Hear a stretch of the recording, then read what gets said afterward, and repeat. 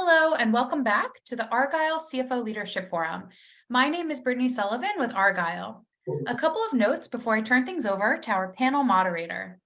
First, a quick reminder to stop by our sponsors' virtual booths at any time during today's event and for the following week. Our partners are committed to providing you with valuable content and a great overall experience.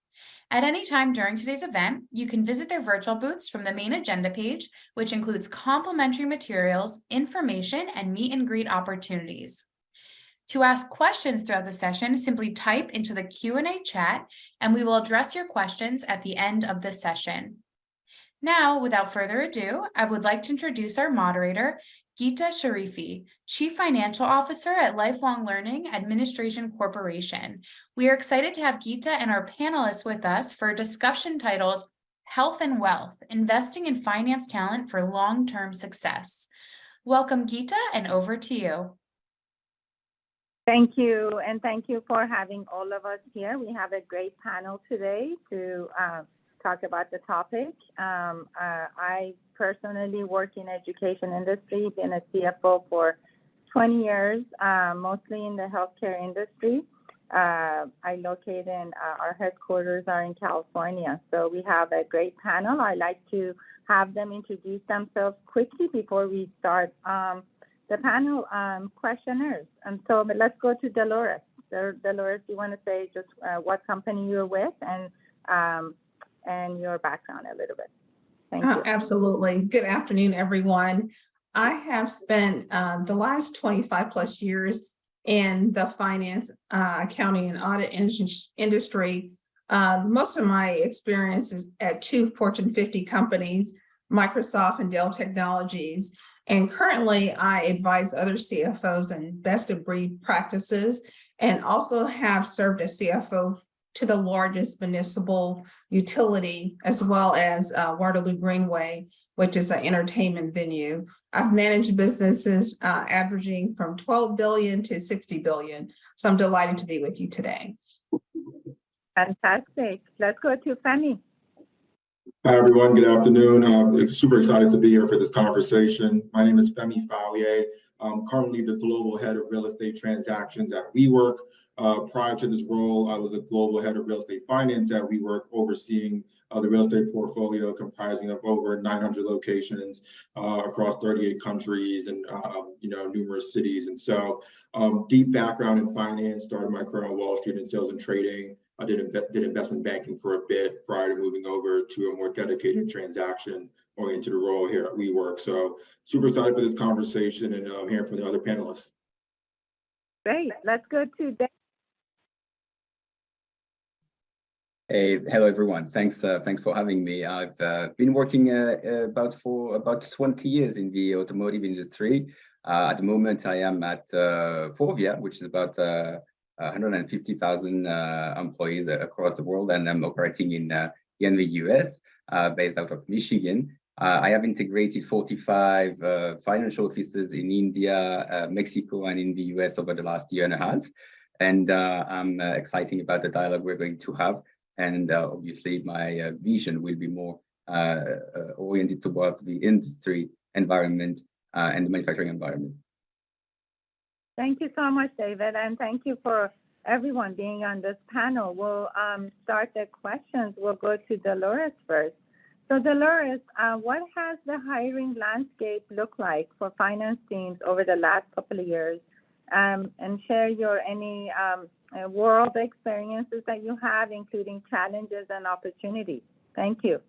Oh, absolutely. As some of the speakers early on today pointed out, it's no secret that we've been in the throes of COVID for the last 3 years, and we have fundamentally changed how we do business. And you can see, looking from an economic perspective, that our stock markets have been negatively impacted, as well as our portfolios. However, when you contrast that with the unemployment rate, it's somewhat of a paradox from the standpoint, at the end of 2022, our unemployment rate was 3.5%, with 1.8% unemployment for accounting and finance. And specifically here in Texas, it's less than 1%. So that's somehow a little unpalatable from the standpoint that you see, especially at the end of Q4, these massive layoffs in the tech area. So how are we doing business differently in terms of hiring? One thing is we're hiring using Zoom and other softwares other than in-person hiring. For example, Microsoft Teams or other software to hire people because of the COVID challenges and potential liability. A lot of folks are not going into the office. And what we're also seeing is a change in the way we operate.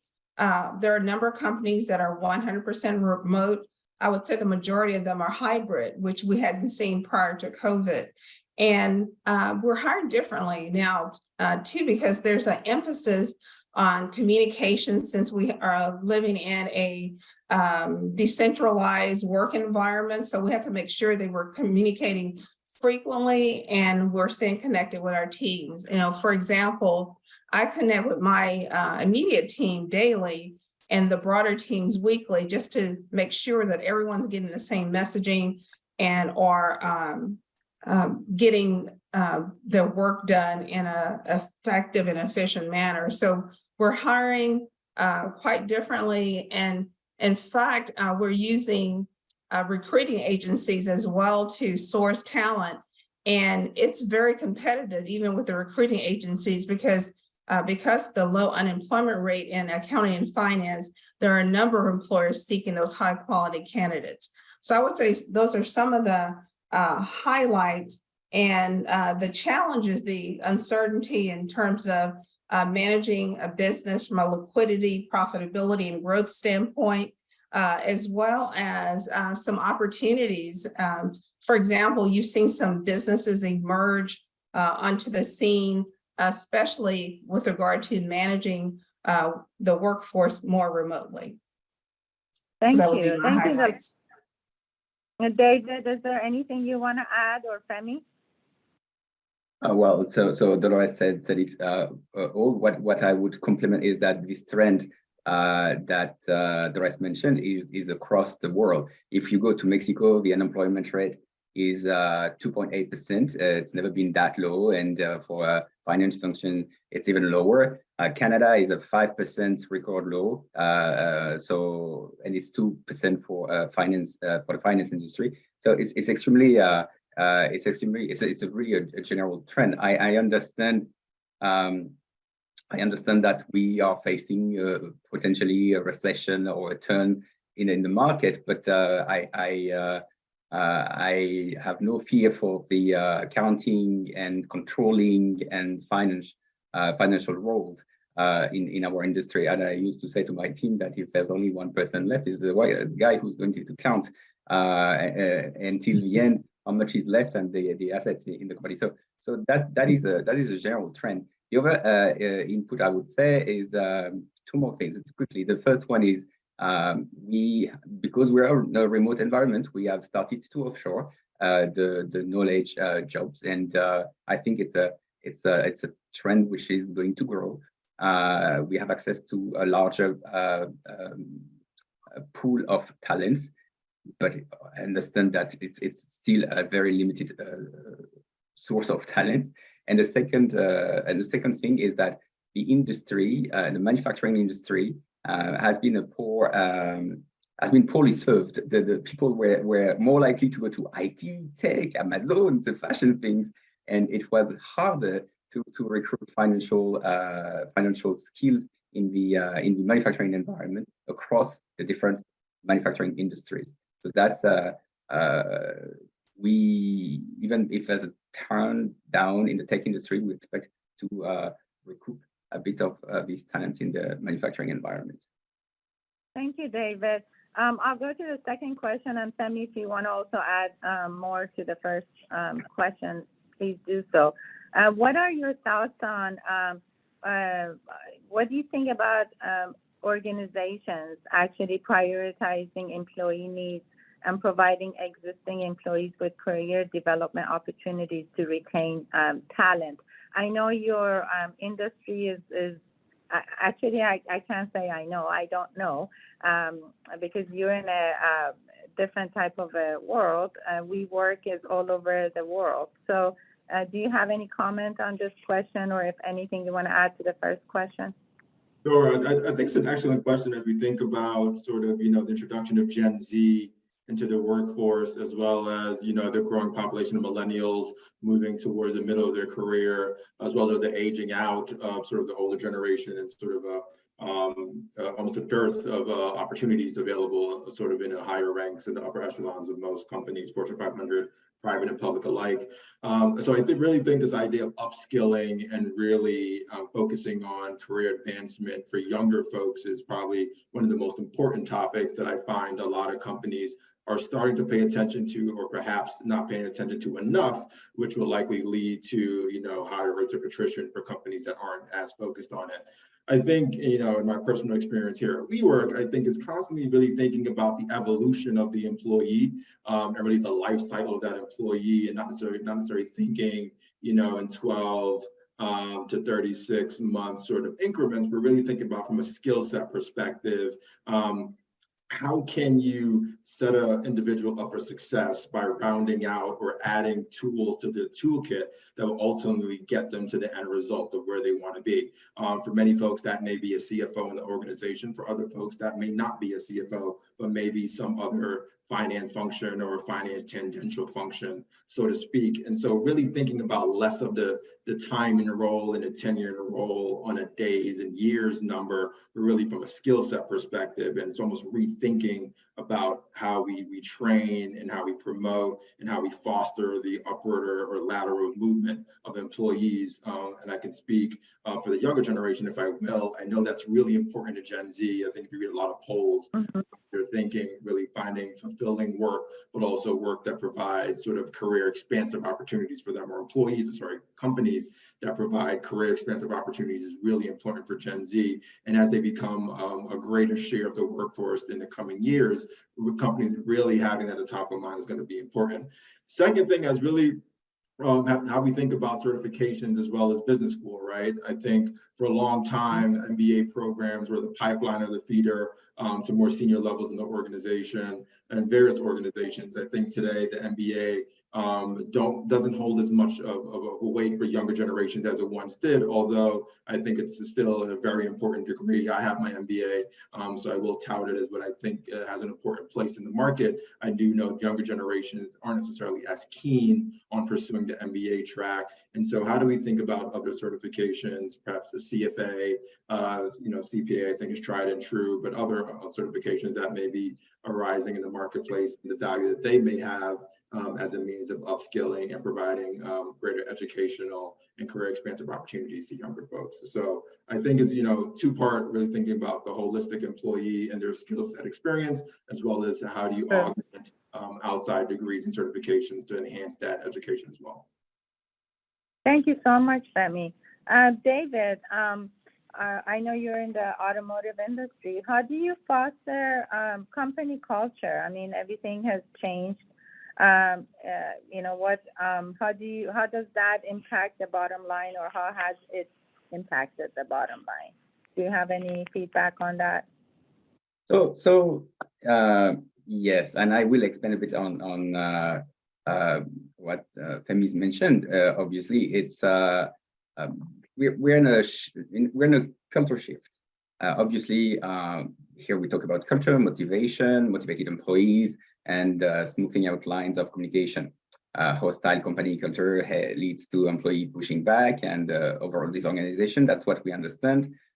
So we need to take an active role in finance, in shaping company culture, and in a remote environment, we have a totally different way of communicating, of addressing the priorities of the day.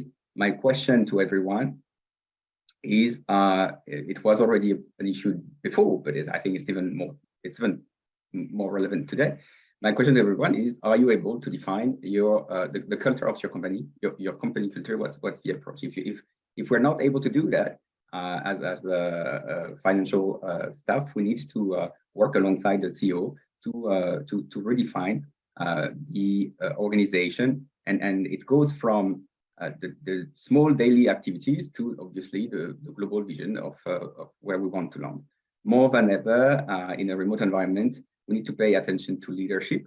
I know this word has been pronounced as many times as water in the past, but the leadership communication is changing. Definitely, research shows that staff are more productive in a remote working environment, but this does not apply to junior staff who have yet to learn the systems, the processes, the practices of the company. Mark Benioff, the co-founder and CEO of Salesforce, sent a company-wide Slack message a month ago complaining about the low productivity of recent hires. That made it quite a buzz. There's a huge challenge indeed in terms of professional growth and cultural integration, and that is a long-term threat. What do we do with the new employees? How do we integrate them to the new culture that we want? Did we define a new culture? And it all starts with reflecting on a purpose. Are we able to state a clear purpose? And if we focus on finance, obviously, the most important quality is the mastery of information. In some of our workshops previously, we talked about the quality of the data. So that is going to be we need to define the drivers for us in finance that are going to print our values and our purpose.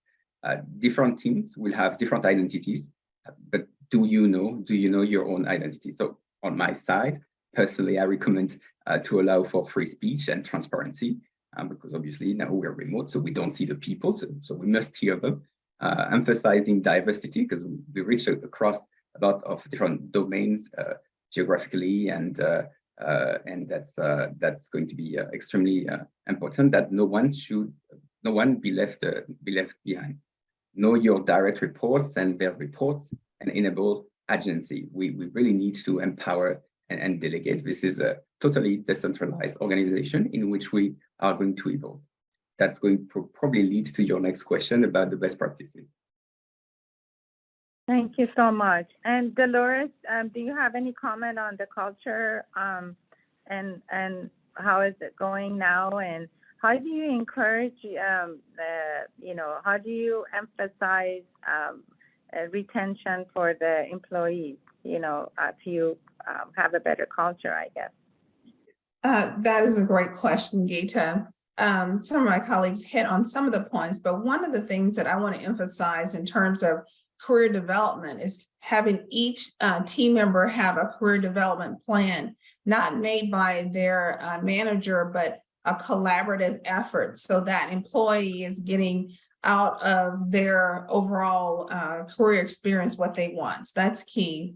And one of the things that you have to consider also is the generations in the workforce. You have your Generation Xers, your Ys and Zers, and they are motivated by different things.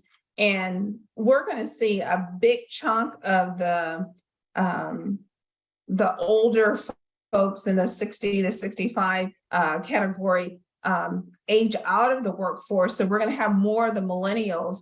And a lot of the millennials are motivated by mission and purpose.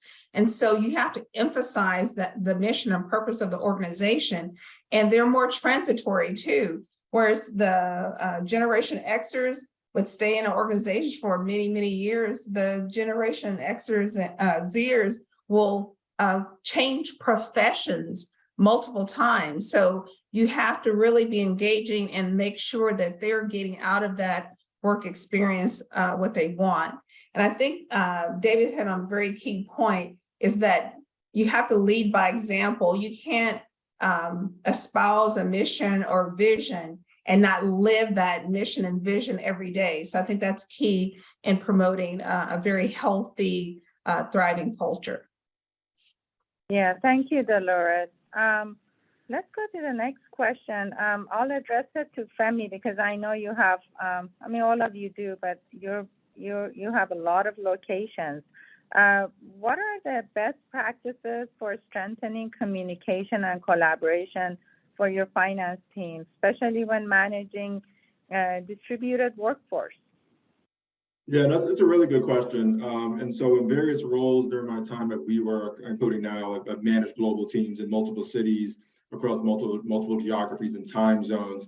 And what I can say is that it's always a learning process, and it's always an evolving sort of an evolving skill set, if you will, in that how we managed it, how we managed dispersed teams in 2018 and 2019 is very different from how you manage dispersed teams today. And I'll tell you why. Because in 2018 and 2019, you were managing dispersed teams, but you had the benefit of centralization, meaning everyone came to a central location in that respective city more often than not, whether that be a satellite office or a regional HQ, if you will. And so you still had the benefit of collaboration and environment and culture that was embedded in that individual office. And so although the teams were dispersed, you were able to rely on that cultural transfer, if you will, from the HQ or from that respective office to permeate the team that you may be managing more locally.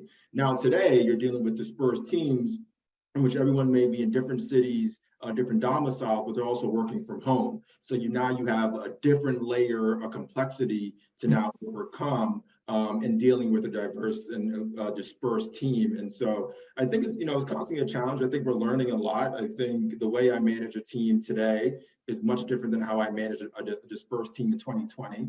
As we get new information, as we figure out how to deal with COVID and how people are adjusting to work from home and adjusting to work remotely. We're also adjusting as managers to how we treat the workforce accordingly and how we get the most out of folks. What I have found is that we have to be, as managers and leaders in organizations, we have to be much more intentional with our touch points and not rely on what we think to be general catch-ups to actually be meaningful, and almost finding a way to replace water cooler talk. And there is, let's be honest, there is no replication for in-person experience. I think as much as we may think Zoom and Microsoft Teams is the solution, it's not. Seeing someone every day and catching up with them informally in the elevator or walking to get coffee is really hard to replicate. However, I think being more intentional about connecting with your colleagues, not only your junior colleagues, but also your peers, and setting up time, 5 minutes just to catch up and kind of shoot the breeze. Not necessarily talking about work, but talking about everything but work, family, sports, hobbies. You really have to be more intentional about it. I think the unfortunate part about being dispersed is that it feels inorganic to put, a calendar invite on someone's calendar for 5 minutes and put catch up. We really just want to kind of, talk informally. And so it's really hard to overcome that. However, I think informal Slacks and that lead to informal virtual conversations are helpful ways in sort of bridging that gap in terms of creating connectivity, which I think is important to managing teams, creating culture, and ultimately driving better productivity for everyone in a group environment. Ultimately, I do think, I can't reemphasize this enough, I think it's an evolution, and we're all growing and learning, and how we manage, dispersed teams, just 2-3 years ago from today. No, I agree. I mean, it's a learning curve for all of us, and I think as long as we acknowledge that, right, that communication is something that we all need to work on, because yes, water cooler conversations, coffee breaks, we don't have those anymore. And sometimes we would hear things in the hallway, and it might relate it to us that we had to hear, right? It's just letting people know that they get used to trickling down communication, so everybody hears everything. So let's go to Dolores. Dolores, how is your hiring process changed in the new year, and what will be the venues in finding, vetting, hiring your finance candidate? I mean, as you said, the employment rate for finance is 1%. So are you even getting candidates to interview? How is that going? It is a very difficult process, actually, because you have companies that are vying for the same candidates. And as Femi mentioned, those folks that have certifications, they're considered more valuable and more sought after. personally, I will continue to use recruiting agencies because I think that they do that hiring full time. Also, I'll continue to use sources like LinkedIn and other online job boards as well. But the key thing is my need within finance today is quite different than it was even 2 years ago. I'm specifically looking for people who have strong digital skills as well as analytical skills. Along with that, I would layer on EQ and communication skills. And this decentralized environment is very key that you communicate well and often. And to the extent that you can do that in a clear and succinct manner, I think it's good. Finance folks tend to be, in the past, those folks that are generating financial reports and the number crunchers. Now we've moved from that role to more of a decision maker or support to the business. And one of the things that I'm doing is taking out a lot of transactional tasks like account reconciliations, which can be done automatically, and using that save resource for analytics. So our finance teams can help the business see around the corners and absolutely support the business in terms of profitability and growth. So I'm looking at a totally different set of skills than I did even 2 years ago. And I think a lot of companies are looking at finance differently than the traditional finance roles. And how are you vetting your candidates? Are you still, I mean, do you meet with them at all, or is it mostly virtual? How does that work?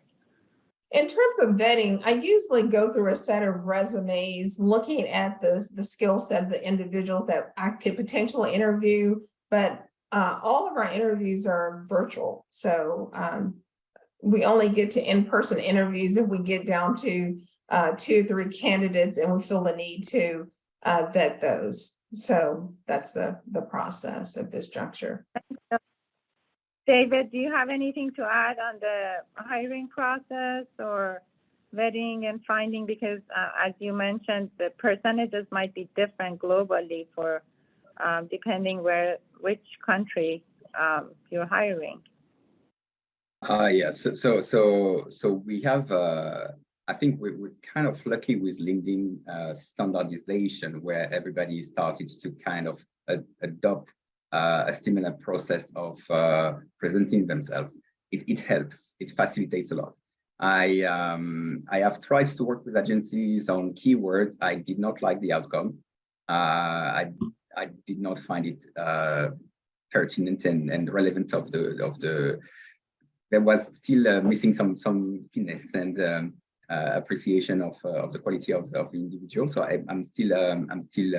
I think it's going to be sometime in the future very interesting, but for the moment it's not there yet. Nevertheless, I think LinkedIn for me has been a great tool, just because it's kind of standard. It forces people to have a standardization and find themselves a form to present that allows you to compare. And across country navigating the English languages, that is going to be the key. The key do you to also compare people. Nevertheless, we will go through agencies because in India or in Mexico, you don't necessarily know the markets itself, the local markets. So we will use, and even in the US, we will use agencies to pre-screen. Right. Do you leverage, like if you have staff in one country, leverage it for where you're short, your shortages are? Does that work or it doesn't because the culturally is very different? Oh no, well, we're in finance, so we abide by standards. So culture won't matter. We want to emphasize diversity. Not every country is at the same pace on that notion, but we have to do our work of integration. But in terms of skills, and because we're in finance, we're looking at the quant side, and to emphasize what the rest underscored, like the ability. I don't feel the people for what I see is that I see the people are not ready and they don't have a They don't have a data analytics mindset that we're looking for. So we will have to develop them. We will have to hire them as accountants and see how able they are to learn algorithm coding and grow in the future. The population is not ready yet. We don't have the ability to recruit data analysts and data science folks in every corner, and that we will have to develop. Thank you so much. I know Dolores mentioned, analytical, knowing data sets and all that is critical. So different set of qualification might be needed today. But let me go to Femi. What qualifications will be most important moving forward? What are your thoughts on that? And then how can organizations ensure these are met? And if there's any obstacles or anything you foresee? Good question. And let me piggyback on something Dolores said previously, which is really thinking about finance professionals a little differently than how we've thought about them in the past, which is primarily from a quantitative perspective and the ability to reports or generate reports. I think today, the finance professionals that are really standing out are the ones that are more commercial minded.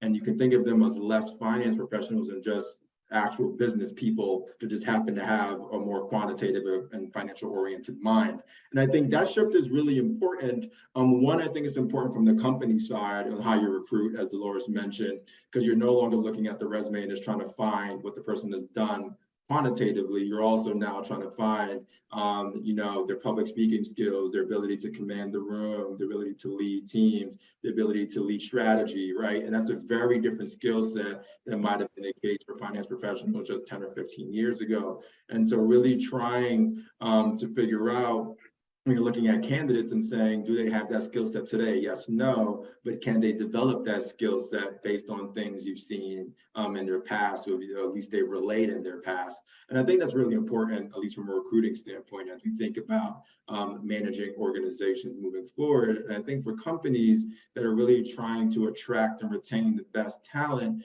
is really important that you think about finance as an integrated part of the company and a valuable member at the seat at the table in the C-suite, as well as all the way down the train, and not think of finance necessarily as a back office function that purely does support, but actually doesn't help to drive business. But it's equally important that finance professionals view themselves that way and behave that way in the workplace, as well as the work product they deliver, because that's the way you integrate the business and finance, and getting finance to have a bigger seat at the table or a more valued seat at the table when they're actually opining on the business strategy or the business outcomes, not necessarily just rolling up numbers.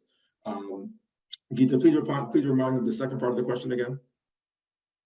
Your obstacles that you foresee, is there any obstacles that you foresee for future?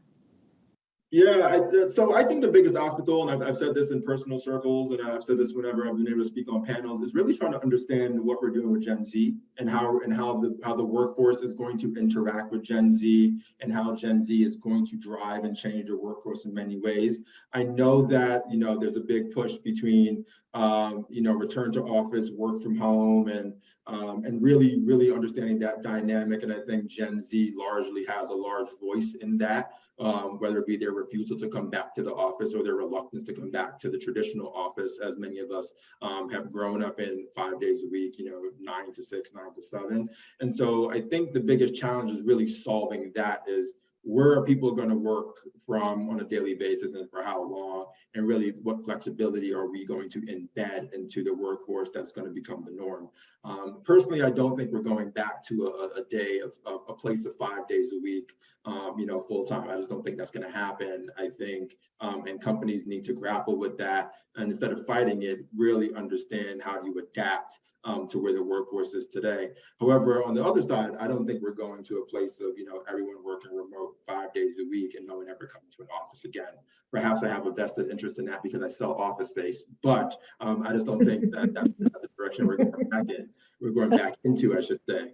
However, I do think that is going to be the biggest challenge, right? Because I do think without folks coming into the office, you lose some of that cultural connectivity that's important to the ethos of a company and really getting someone bought in, which perhaps leads to greater attrition down the line and less company loyalty. Not to say that, as Dolores mentioned, folks, millennials and Gen Z aren't traditionally today staying at companies for 10, 15 years. That's just not our mantra. But however, you don't want a sort of a recycled workforce that is leaving every 12 to 15 months. You want something a little longer than that just for continuity purposes. And so I think those are going to be the two biggest challenges really facing businesses, and really how you solve them is going to be different by country, I think different by industry. But more importantly, it's really taking a head-on approach and really figuring out how do you attack the workforce and figure out a working process and a working system that actually keeps your company culture intact. Go ahead, Dolores. I was going to say, No, go I would ahead. add to one thing that Femi says in terms of the challenges. For me, salaries have been a big challenge. For example, I was sourcing a director, and from the amount that the range I had on that director, from the high end to what I hired the individual at was a $60,000 increase. And I didn't have this type of candidates that I ideally would have wanted. And so I hired this director. She worked for a month and she said, I don't think I like doing what I'm doing. So she quit.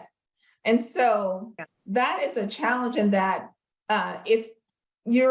on average, I'm paying more for roles, and the interviews are more sophisticated. Like when I was interviewing, early on in my career, I was more happy with the salary and the benefits, but people are coming in with demands like, I want to be a part of this leadership program. It costs X number of dollars. Are you willing to pay as a part of their negotiation? So it's a different type of employee.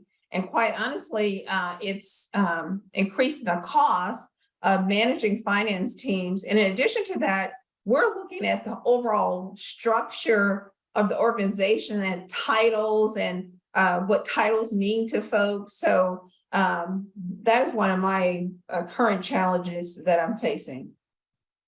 Yeah, I think a couple of questions on the chat are in reference to that same topic, Dolores, as far as inflation and wage increases or the challenge in hiring when you're paying less than the other company that they're interviewing, given that the unemployment is so low, especially for finance.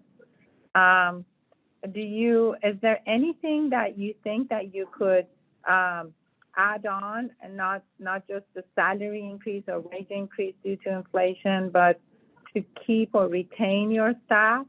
Is there anything that you can tell us that you've done maybe that has helped?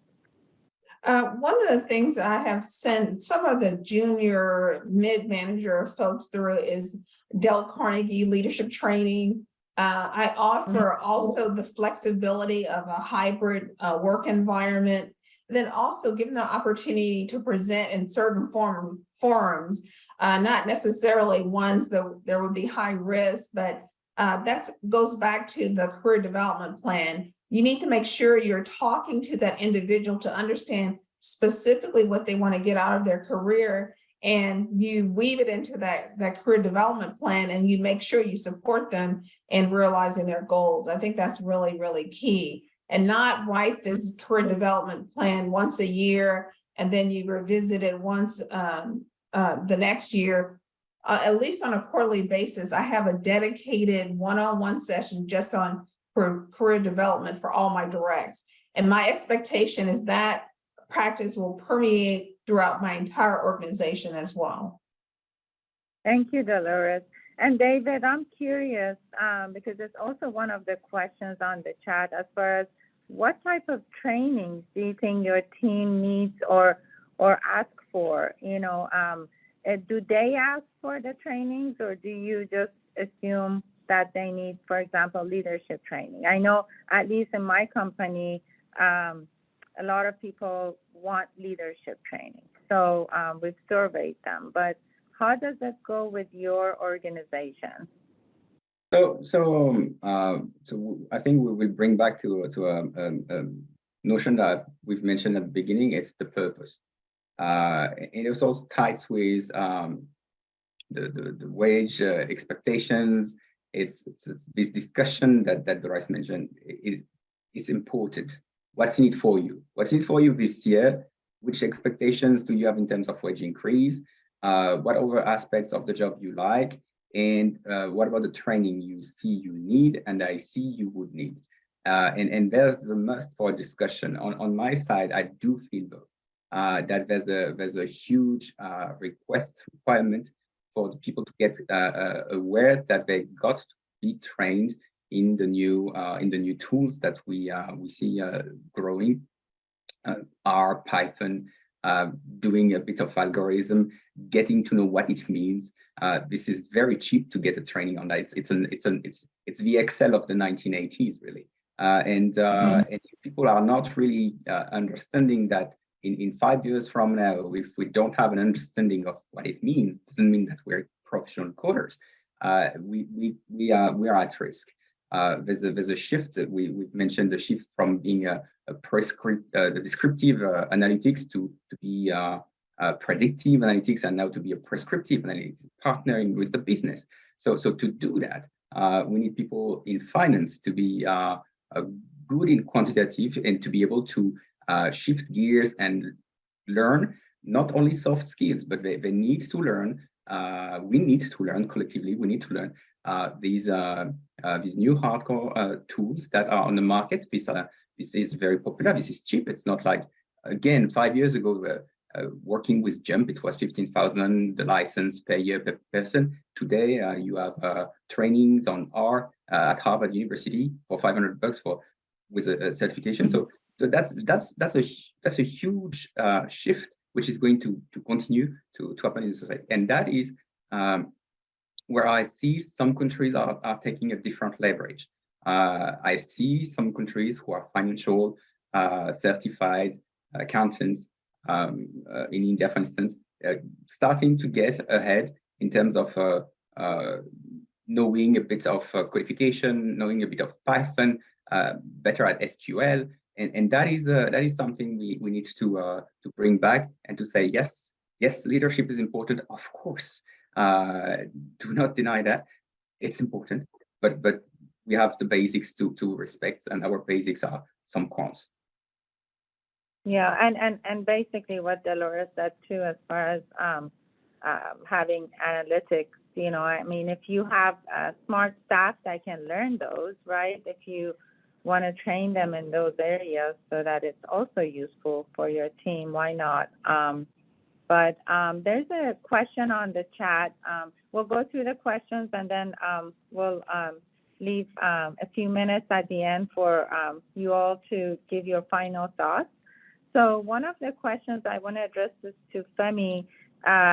It says as alternative work arrangements, remote work, was the new norm for the past 2 years. How are you shifting back to a more presence in the office? Culture, right? That's a question. And how do you handle pushback? Because some people don't want to come back. Yeah, it's a good question, and it's a challenge, right? Because, I think with the whole remote work, once you open Pandora's box, it's really hard, to close it. And so now that folks have gotten, 2+ years of a taste of working from home in sweatpants while watching Netflix in the background, it's really hard to tell them to come back into an office.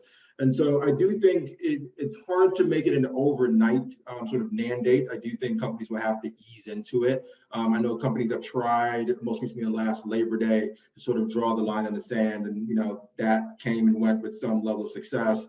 And now, in 2023, you're hearing more concerted calls for folks to come back to the office in a more dedicated fashion, and we'll see how those take hold. Here at WeWork, we've been back in office on some routine cadence since mid-2020. I think in June 2020, we started coming back to the office. And so for me, remote or hybrid work has been something I've been doing now for some time, where folks are in the office 3 to 4 days.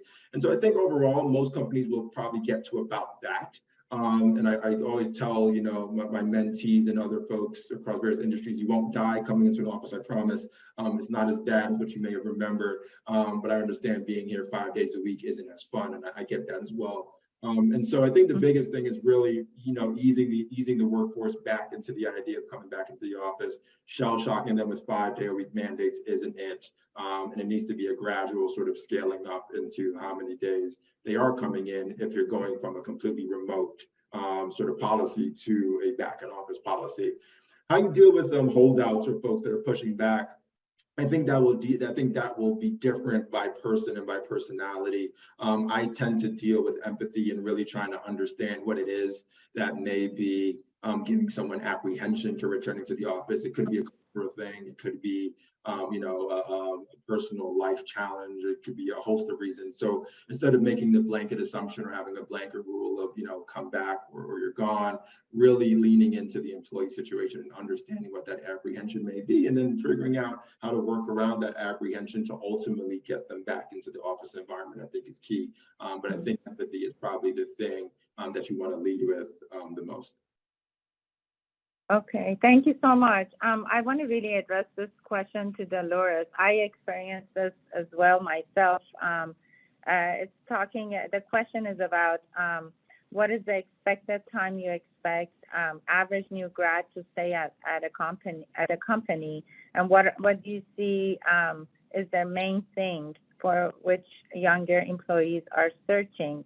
Before you start, Dolores, because I had this experience, I was interviewing a Gen Z, and I was talking about how our company has all these levels that you can grow into so they can see their future. There are opportunities. And this is during an interview, and he turned around and looked at me and said, I'm not going to be here in 7 months. I'm planning to go to a different state. But I'm like, you're looking for a position. Honestly, I don't know what to say, So I see that more and more, that they're not dedicated. They're passionate about working for you, but it's like they don't look at it long term. So what are your experiences in this? I've had various and sundry experiences, and the reason I say that Gen Zers, as an example, change not jobs but professions frequently. So they're not as sticky as someone who has been in the workforce quite some time. So you really have to understand what motivates them. And one of the things that I do during interviews is ask behavioral based questions, like tell me about a time, so I can understand like their thought patterns, how they think, and their solutioning. And I think that gives me a clue or insight into if they're going to be a good fit for my organization. So that's one of the things that I do. But to the extent that people are hired, it goes back to that career development plan and understand what they really want to get out of that work experience. But one of the things that really surprised me in talking to one of the recruiting agencies that I use with my organization, she said that there are numerous instances where folks accept a job and they no-show. They don't call, they don't send an email, they just don't show up. And that is something that is like foreign to me. Like, it's just a part of being responsible and accountable, but it's very commonplace. And one of the things that I would say that we're doing differently too, in terms of hiring, especially through agencies, is they're seeking people who are in jobs, not people that are unemployed. And so in that case, they feel like they're going to be more sticky and stay with the organization more long-term. But at the end of the day, I don't have the silver bullet to tell you what is super successful. I mean, it's one of those things that you learn as you go, and as you learn more information, you use it to make better decisions. So we have only like a minute or minute and a half. So I'll go quickly to Femi, just in 30 seconds. Can you give me a final thought quickly? Final thought that I'll leave with the audience, as I mentioned before, lead with empathy in regards to return to work, be mindful of everyone's individual circumstances, and as well as figuring out the best way to harness the talent and the potential stickiness of Gen Z and millennials, I think is ultimately key to the success of any finance organization forward. Thank you. And Dolores, quickly. I would say be open and opportunistic in terms of dealing with team members within the workforce and how you manage the business. And as you get more information, lead with that information. Thank you. And David? I would conclude in saying that get your values straight, be aware of what you're looking for, what are your values, what are the values you want to share, and continue developing yourself and learning yourself. This is never ending until we end. Thank you so much. I'll pass it on to, and thank you, panel. Pass it on to Brittany. Great. Well, thank you guys so much for such an insightful panel discussion. I also want to thank everyone who joined us for this fantastic session. This session, along with all of today's content, will be made available on demand following the event. This does officially conclude the Argyle CFO Leadership Forum. We would like to thank our sponsors today once again, Vertex, TripActions, and Divvy. Thank you again for joining us today and engaging in our content. Have a great rest of your day. Thank you guys again.